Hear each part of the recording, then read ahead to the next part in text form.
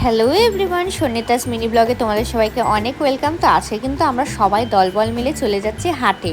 তো আমাদের এখানে এখতিয়ার সালে কিন্তু খুব বড় একটা হাট হয়, তো যেটা আমাদের বাড়ি থেকে অনেকটাই দূরে। কিন্তু সবাই মিলে আজকে প্ল্যান করেছিলাম, অনেকদিন আগেই প্ল্যান করেছিলাম যে আমরা হাটে যাব, তো সেখানে আজকে যাচ্ছি। তো আর চলেও এসেছি, দেখতেই পারছো। তো এখানে কিন্তু হাটে অনেক সস্তা, মানে অনেক রিজনেবল প্রাইসে জিনিস পাওয়া যায়।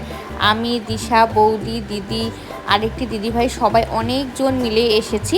তো বাজার করা তো সেরকম কোনো মনোভাব নিয়ে আসিনি, কারণ আমি কোনোদিন বাজার করিনি, বাবাই সব বাজার করে।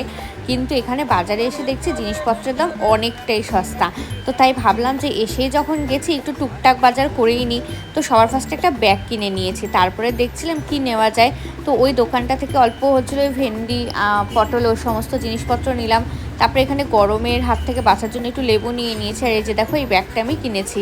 আর এখানে যেহেতু আমি সকালবেলা ব্রেকফাস্টে বেশিরভাগ দিনই কুয়াশ খাই, তাই একটু কুয়াশও নিয়ে নিয়েছি। তারপরে একটা তরমুজ নিলাম, কারণ এত গরম পড়েছে, একটু তরমুজ তো খেতেই হবে। আর তরমুজটা কিন্তু প্রচণ্ড লাল ছিল।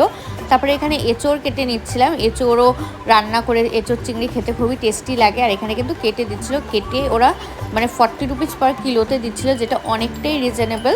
তারপরে কিন্তু আমার ফেভারিট এই ভাজাগুলো নিয়ে নিয়েছি। এগুলো খেতে আমি খুবই ভালোবাসি, মানে প্রত্যেকদিন বিকেলবেলা একটু মুখরোচক তো কিছু খেতে ইচ্ছেই করে। তারপরে কিন্তু আমরা সবাই মিলে ফ্রাই মোমো খেয়ে বাড়ি